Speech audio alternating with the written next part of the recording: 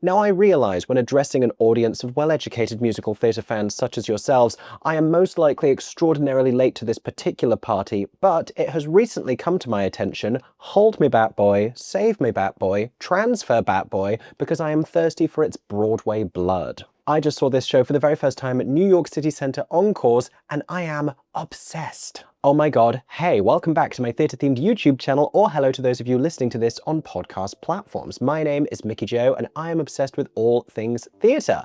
You currently find me on location here in New York, where I am visiting as a professional theatre critic in order to cover as many new openings and arrivals as possible over the next couple of weeks. Now, the reason we have come in November is to coincide with the official Broadway opening night of the originally British new musical Two Strangers Carry a Cake Across New York. That is happening right at the end of our trip. The reason for the beginning of our trip being when it is was to see Bat Boy at New York City Centre. This show representing the venue's annual gala presentation, as well as, I believe, the first of a new season from new artistic director Jenny Gersten, and what an incredibly strong and exciting start it is. If you don't know, City Centre is not a Broadway house, but they do produce a handful of musicals staged pretty much in concert, semi-staged throughout the year. Some of these are encores presentations, resurrecting shows from the past, not unlike Bat Boy, which became a cult hit musical when it first premiered in the very early 2000s. Several of these productions have gone on to transfer to Broadway, even becoming long-running, multi-Tony Award-winning hits,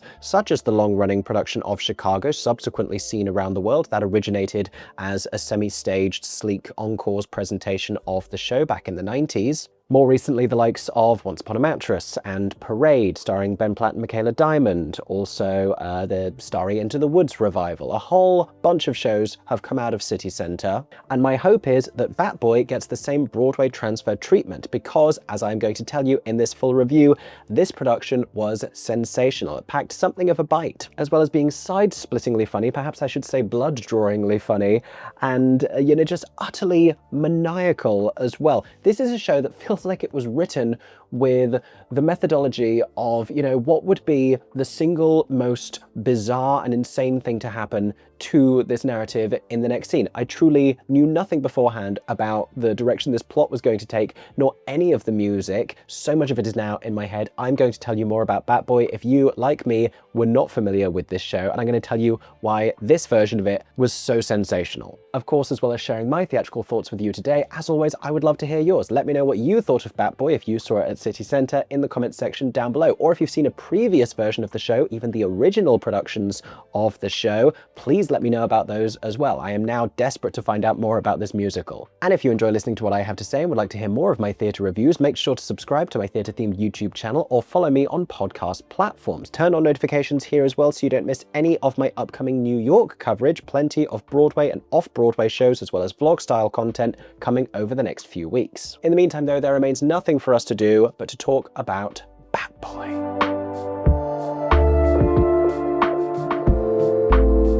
So how to begin to explain what Bat Boy is? Well, its basis is pretty singular and quite interesting because the story is inspired by a Weekly World News story from 1992 about the discovery of a sort of a half-man, half-bat creature discovered in a cave, which is also where the plot of the musical begins. Three local kids, sort of up to no good, exploring a cave several miles to the south of the fictional town of Hope Falls, West Virginia, I believe, where the musical is set, discover an adolescent half-boy, half-bat creature in this cave who is then brought back to the town and entrusted to the local veterinarian and his family. He is Dr. Parker, played in this production by Christopher Zeba. His wife is Meredith, played by Kerry Butler. Their daughter is Shelley. This is an interesting piece of casting because Kerry Butler played the role of Sherry in the original off-Broadway production and is now playing the generation above her mother Meredith. Gabby Karuba, meanwhile, is this production's Shelley, and Taylor Trensch is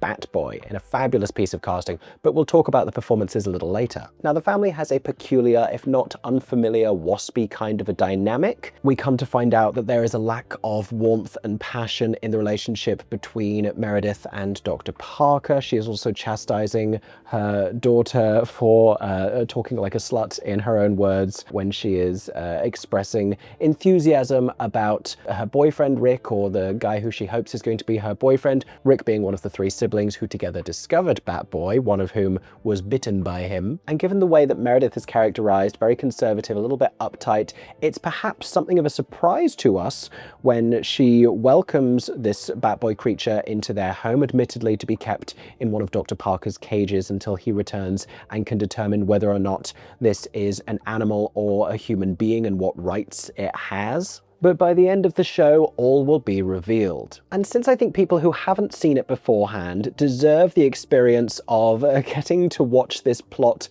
unfold before their eyes with no sense of what's going to happen next and a complete sort of incredulity and bafflement, I am going to try and structure this review with a spoiler-free section, which you are currently listening to, and a spoiler-inclusive section, which I will flag ahead of time a little later on. What you need to know without divulging too much information is that as the plot continues, Bat Boy, who is dubbed Edgar by his new surrogate family, is taught to be a well-behaved young gentleman, though that doesn't necessarily guarantee that he will be accepted in the local society. There's definitely shades of an Edward Scissorhands-esque kind of a narrative at play here, and it's exactly that kind of show and that kind of tone exploring the behavior of society and the way they respond to this example of a newcomer, someone who is different, someone who is maybe perceived as a villain with fear-mongering at play and some opportunism and all of these hyper-saturated, over-the-top, almost John Waters-esque local personalities.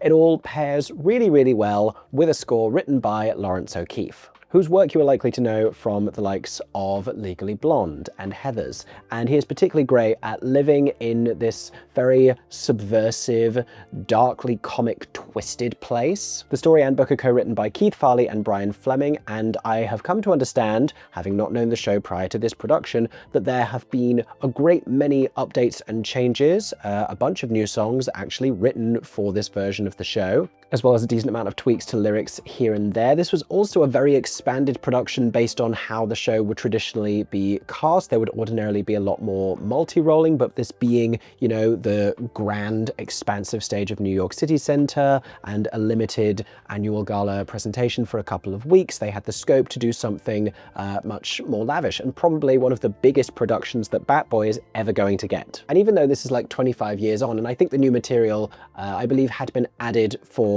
a prior production over the last few, like maybe in conjunction with like a school production, sort of workshopped through that, I guess, before this big professional revelation. But there was no sense of stitches whatsoever in the material between the old and the new. It all felt incredibly cohesive, and what a fantastic score it is. I mean, it hits you straight away with this brilliant theme, this "Hold Me Bat Boy," that keeps coming back. It's sort of haunting, and it captures in that, and in this first number alone, the intrigue and the mystery and the inherent weird romance of the story as well. That's such a big component of this quality of like indeterminate, intimate human connection between these characters that they aren't quite able to understand for themselves. But it does the brilliant thing of taking this achingly romantic and dramatic melody and combining it with a tongue-in-cheek, twisted, odd and unusual lyric as they're singing all of these different echoes from "Hold Me Bat Boy" to like "Save Me Bat Boy," and then there's a moment where it goes into double time. I was convinced by the end of the opening number that this was going to actually be far more exciting than I had realized. It also does a great job of telling us so much about where this story is going to go by the beginning, because we get this sense of sort of a mob mentality already, at least in the way that it was staged in this production by Alex Timbers, director, contrasted by the lone figure of Shelley, who initially is the one singing that refrain. And there are a great many more killer songs as we go through the show, but in particular, when we get to the second act, and this isn't too hefty a spoiler, we arrive at a song called "Three Bedroom House," where for a handful of reasons, Meredith and Shelley are planning what the next step for them is going to look like. And they sing this excellent duet, which I realized as the lyric 3-bedroom house was emerging in the song is one that I'd absolutely heard of before. Occasionally there are scores that have been around for a really long time that you've never had the chance to listen to, but you were aware of like the name of a song that everyone loves from that show. Something like a Michael in the Bathroom from Be More Chill kind of a situation. And when they started singing this, I was like, oh, this is the one that I'm kind of vaguely aware of, but had never heard before in my life. And what I love about 3-bedroom house, aside from the fact that I'm absolutely hooked on the melody and the way that it builds and it's this compelling mother-daughter duet, what I love is that it's one of those moments that I think if people were writing a musical now, they wouldn't necessarily musicalize, because there is no huge justification, there's no huge requirement for there to be a song at this particular point in the story. And I feel so many musicals are being written now, particularly those being adapted from existing source material like films, where the craft now is becoming to put songs in the obvious dramatic moments. And it's, you know, that's per all of the rules of musical theatre, the whole like, we sing when we can no longer speak. So when we rise to a certain emotional height, then a song would appear there. And the thing about Bat Boy is we are so often at that emotional height because the whole thing is so loaded and the stakes are quite often really very high and it gets so melodramatic and absolutely wild. But when 3-bedroom house happens, we've just come out of a really explosive scene, and all the song needs to do is eventually engineer a heart-to-heart conversation between Shelley and Meredith, which is being, for the most part, delayed because the song is happening. It only comes in dialogue right towards the very end. And my point is, some of the most inspired musical theatre songs in history have come at unexpected moments when you wouldn't necessarily need for that song to exist there, but it does. And I think that's a useful thing for new musical theatre writers to go and revisit, to look at some of those older scores and go, that's an iconic fixture of that score, or that character singing that in that moment. It doesn't necessarily make sense, but it works. Anyway, my point is, go listen to 3-bedroom house. It's an absolutely fantastic musical theatre song. And unusually, because so many shows are the other way around, I would say that the second act of Bat Boy might even be stronger than the first. There's a lot of like figuring out what exactly it is that we are looking at. And this production and this direction by Alex Timbers, both because of the way the opening number is staged and then because of how strongly we get Meredith and Dr. Parker and Shelley's personalities in their first scene, does a great job of bringing us right into where we need to be. But that second act that's just riffing on everything and then eventually giving us this big plot twist of revelation and this culmination of a lot of things that have been foreshadowed and implied and equal parts shock value and satisfaction and just bizarre, unexpected backstory, that's when the show has really arrived at top speed and can enjoy its greatest successes.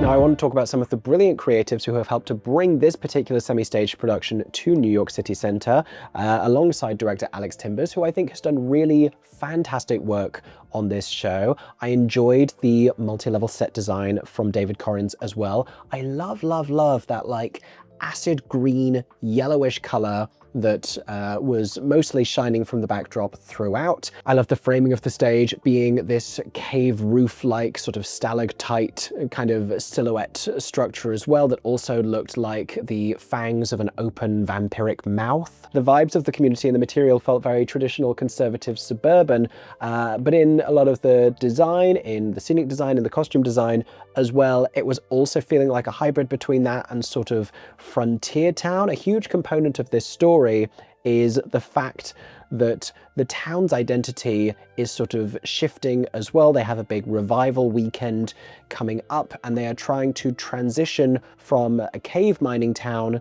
to a cattle farming town, the problem with which you may already be able to perceive. Jennifer Moeller was responsible for that costume design. Justin Townsend's lighting design was also fantastic. Brilliant moments of lighting in this show. Nevin Steinberg's sound design sounded absolutely great. We have to talk about some other visual elements as well, because Suki Tsujimoto was the makeup designer, Rob Pickens was the hair and wig designer, and the prosthetic work that they had done with Taylor Trensch, a lot of like bald cap and ears going on.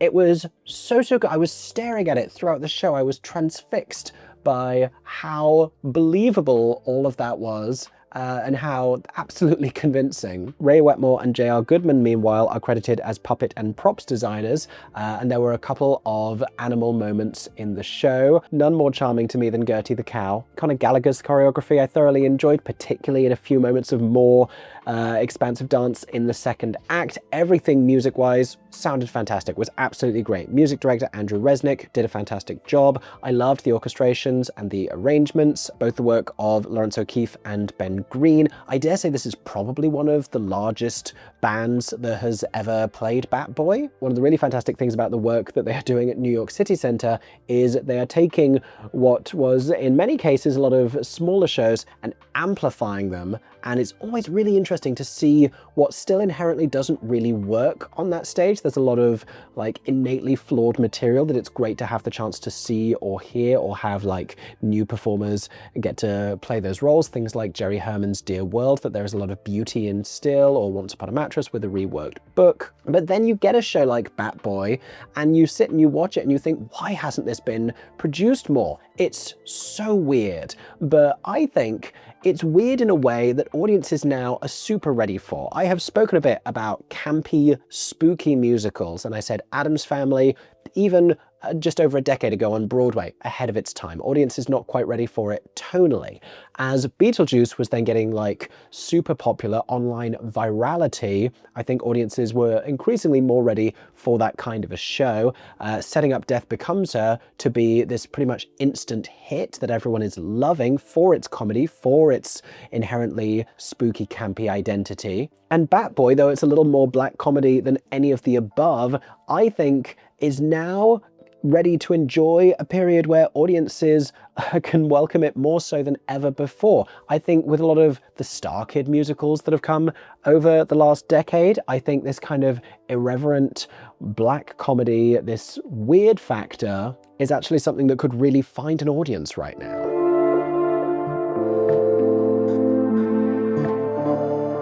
Now, for those of you who don't know the show, as we head into the next section of this review, it's very possible there are going to be some spoilers. If you listen with caution, I will still do my best to flag these in each instance where they're going to happen. But I would like to take this opportunity to tell you about the performances. Taylor Trensch is wonderful as Edgar/Bat Boy. And to begin with, he is non-verbal. He is sort of Gollum from Lord of the Rings-esque, naked to the waist and crawling at an alarming pace around the space and scaling this set and mounting things and peeking through and sort of shrieking in this bat-like fashion. But he quite quickly gets the Eliza Doolittle treatment and is able to not only speak, but do so in a very loquacious and well-spoken way. He even gains a British accent. There is one little line in the script to justify this when they talk about him listening to BBC recordings, and he says like indubitably and indisputably, with what I will say was like a 99% perfect received pronunciation British accent. He did a really great job. But what really made Taylor so fantastic in this role was his understanding of the balance between how earnestly he had to play it with how silly and wacky the material is, because he brought nothing but humanity and this real commitment to angst and inner turmoil, while at the same time allowing the whole thing to be hysterically funny. He has a sort of "if you prick me, do I not bleed" style monologue and song in the second act when he is trying to appeal to the people of the town before everything worsens just a little bit. And for a lovely shimmering moment, it's like the sun breaks through the clouds of silliness and oddity, and it's just sort of simply heartwarming. But the real sensational performance of the show comes from Kerry Butler, who, like I said, was a part of the original company playing Shelley years and years ago and is now playing Meredith. This is such a casting coup, not just because of the novelty of her now like singing the other part in the song Three Bedroom House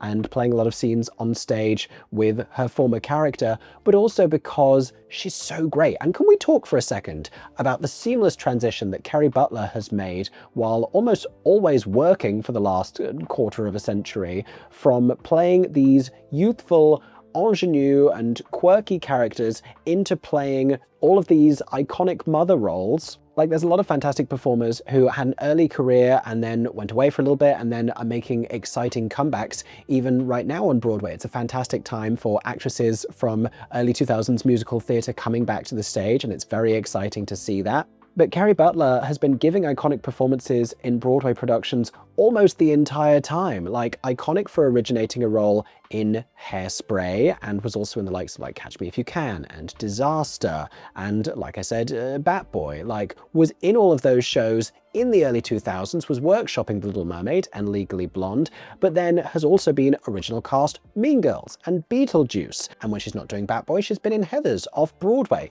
and she's really giving great performances in these unhinged mother characters, which is very much what Meredith is. We come to find out why. And the duality of this sort of slightly frosty, conservative image and her dismissive attitude towards her daughter, with the immediate warmth towards Edgar and the inclination to try and raise him and comfort him and help him and educate him, is beautifully and absurdly played. She's so funny. She's always been hysterically funny. Kerry Butler gets musical comedy so well. She sounds absolutely fantastic, still belting right up there at the top of her range with that beautiful bright quality that she has always had, that so few people are able to imitate. And it captures, I think, both because of the way that she sounds and because she was Shelley, this sense of Meredith having become jaded and, you know, having regrets in her life, but also this youthful version of her that still lingers there, that you can still see and still hear. And of course we have this production's Shelley, Gabby Karuba, who has a lovely arc from the beginning, especially in the way that she relates to Edgar, because at the beginning they have this dynamic where he's a little like an annoying sibling as far as she's concerned, but she's eventually a little bit more endeared to him. She even defends him in front of her boyfriend Rick, prompting something of a metamorphosis in her relationship with Edgar that turns towards the romantic, and these two young lovers consummate this unexpected and slightly unusual relationship after things start to look pretty bad for Edgar as far as the town and the community is concerned. This happens right after Three Bedroom House, which is the moment when she admits to her mother that she loves him, which her mother does not take well. This is where the spoiler territory is beginning to emerge, because all of this is building towards the great revelation of clarity. Oh, such clarity. And like I said, Three Bedroom House is an inspired musical moment that doesn't need to exist. The way that the romantic coming together of Edgar and Shelley is musicalized is with a song performed perhaps always, but certainly in this production, by the manifestation of the god Pan and all of these different animals running around the stage like it's Colors of the Wind from Pocahontas.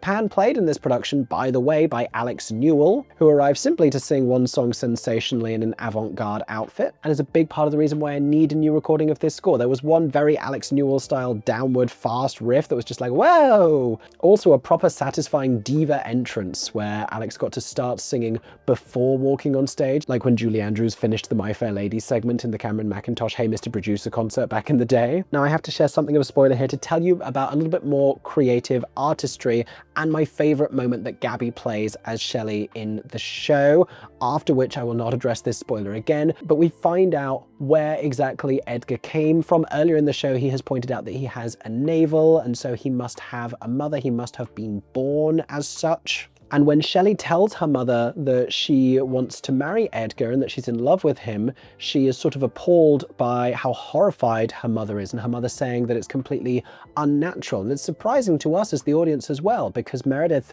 has been such a proponent of Edgar getting to live a normal life. Why is she objecting to such an extent to him being with her daughter? And it turns out it is because, here is the substantial spoiler that I did not see coming, Meredith is not only Edgar's surrogate mother, she is his real mother as well. Born alongside his technical twin sister Shelley as a result of an accident with animal pheromone at the veterinary lab some years beforehand, after which Meredith had, and you may want to sit down for this one, a non-consensual amorous encounter with a swarm of bats, meaning that Edgar and Shelley are siblings. And the way that Gabby immediately like physically shuts down and her eyes widen and her shoulders come up as she's hearing this news follows in the wake of the two of them having just consummated their blossoming relationship is so brilliantly played. It's so priceless. Everything that Kerry plays throughout this sequence is great as well. And we get, between Kerry and Christopher Sieber,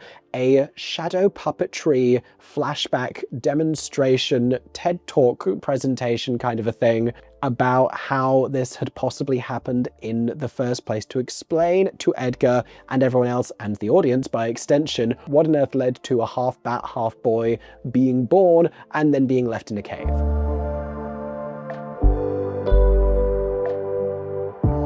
Carrying on, there are some more fantastic supporting performances we need to talk about. Christopher Sieber, beautifully unhinged in this show, pretty close to the performance that he's giving on Broadway at the moment as Dr. Ernest Menville in Death Becomes Her. He's even still carrying around a medical bag. But the twist that his character takes in his romantic frustration in this show is a really, really tasty one for him to get to play. And it's one of those casts, and this is often the case with City Centre shows, another great reason to go and see them, where it's an embarrassment of riches, the people who have been involved in this, but some other comic standouts as well. Marissa Jarrett Winoka as the mother of the 3 children who found the Bat Boy, who is trying to gain some financial leverage because of all of this. Tom McGowan as the sheriff who is up for re-election. I'm a big fan of Tom McGowan. I think he is hilarious. He's very funny with the lines that he has in this show. Andrew Durand gives us some really great moments as Rick, always a treat to watch him on stage. And Jacob Ming Trent gives us a great opening to the second act as Reverend Hightower. A fixture of a lot of encores presentations and annual gala shows at City Centre is that I think it's a stipulation that they have to, for a couple of moments in the show, at least be holding scripts. And that's staged into the show at the top of the second act, when, as the Reverend at this revival, he is singing this hymn, and there's a moment when they're about to all sort of join in, but no one is ready to, and so they're all like frantically looking through the scripts and trying to find the page. Hilarious comic moment, great gag, that one. And honestly, this is a show that is full of them, and this direction so beautifully understands the tone of the thing, the writing so cohesive, the performances so get it, it's so satisfying to be able to watch a show that, you know, wouldn't necessarily land on its feet every single time that it is produced, that is admittedly wacky, that is pretty niche. It's great to see it get such a fulfilling production. The writers must be so satisfied with this, and for it to, you know, have this 25 plus years after it was originally conceived, I cannot think of a better way to see Batboy. And so I really hope that this particular production and as many of these company members as possible get to have a future life. I hope that this gets to transfer to Broadway. It is quite genuinely the greatest thing I have ever seen at New York City Centre. I'm ranking it above Ragtime, which is also transferred out of their last season to the Vivian Beaumont Theatre, where it is currently running. If that production can transfer, and I love Ragtime and that was also superbly cast, then Batboy also deserves to transfer. If you don't know Batboy, go and check out the material, go and get into it. Hopefully there may be a production near you somewhere in the world that you may get to see. Hopefully we may all get to see this production on Broadway, but also just more Batboy in the world, please. I would love to see a production of this in London. I think we need this musical back. For now though, those have been my thoughts on this particular production. If you had the chance to see it at New York City Centre, as always, I would love to hear what you thought of it in the comments section down below. And if you want to hear my reviews of everything else I'm going to be seeing on this 2-week trip to New York, where I'm seeing about 20 shows, make sure to subscribe right here on YouTube, turn on notifications, or go follow me on podcast platforms. In the meantime, I hope that everyone is staying safe and that you have a stagey day. For 10 more seconds, I'm Mickey Joe Theatre. Oh my god, hey. Thanks for watching, have a stagey day. Subscribe!